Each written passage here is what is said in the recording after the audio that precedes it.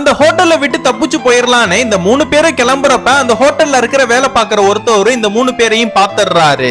இவனுங்களை பயங்கரமா போட்டு அடிச்சு இவனுங்களை நல்லா வேலை வாங்க ஆரம்பிக்கிறாங்க. இன்னொரு பக்கம் இந்த 3 பசங்களோட அப்பா அம்மாவும் இந்த 3 பசங்க காணோன்னு போலீஸ்ல கம்ப்ளைண்ட் கொடுத்திருப்பாங்க. அந்த போலீஸ் இந்த ஹோட்டலுக்கு சாப்பிட வந்திருப்பாரு. அப்ப இந்த 3 பேத்தையுமே கவனிச்சிருப்பாரு. அதுக்கப்புறம் அந்த ஹோட்டல்கார கிட்ட விசாரிச்சு பாக்குறப்ப அந்த ஹோட்டல்காரர் இந்த போலீஸ் கிட்ட காசை கொடுத்து அனுப்பிடுறாரு.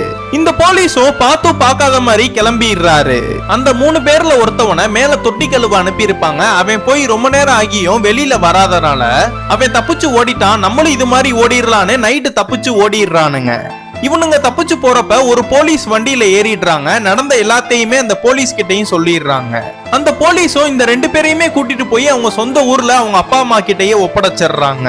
2 பசங்களும் வந்துட்டாங்க. இன்னும் மயில மட்டும் காணாமேன்னு விசாரிச்சு பார்த்தா அவன் தொட்டி கழுவ போன இடத்துல தவறி அந்த தொட்டிக்குள்ளேயே விழுந்து இறந்திருப்பான். யாருக்குமே தெரியாத மாதிரி அவனோட பாடியை அந்த ஹோட்டலுக்கு பின்னாடியே புதைச்சிருப்பாங்க. இந்த விஷயம் தெரிஞ்சதுக்கு அப்புறம் அந்த பாடியை மறுபடியும் எடுத்து இவங்க அப்பா அம்மா கிட்ட வந்து தராங்க. இதெல்லாம் பாக்குற அவங்க அப்பா அம்மா பயங்கரமா அழுகுறாங்க. அவங்க கூடயே இந்த 2 பசங்களும் அழுகுறாங்க. இதெல்லாம் பாக்குற இந்த 2 பசங்களோட அப்பா அம்மாவும், நீங்க ஸ்கூலுக்கு போக வேணாம், வேலைக்கு போக வேணாம், நாங்க அடிக்க மாட்டோம், திட்ட மாட்டோம், உங்களுக்கு எப்படி இருக்க பிடிச்சிருக்கோ நீங்க அப்படி இருங்க, நாங்க 2 பேரும் இருக்கிற வரைக்கும் உங்களுக்கு நல்லா சோறு போட்டு நாங்க நல்லா பாத்துக்கிறோம், தயவு செஞ்சு எங்களை விட்டு பிரிஞ்சு மட்டும் போயிடாதீங்கன்னு அழுகுறாங்க. அதுக்கப்புறம் தான் அந்த 2 பசங்களுக்கும் அப்பா அம்மாவோட அருமையே புரிஞ்சு மறுபடியும் புக் எடுத்து படிக்க ஆரம்பிக்கிறாங்க.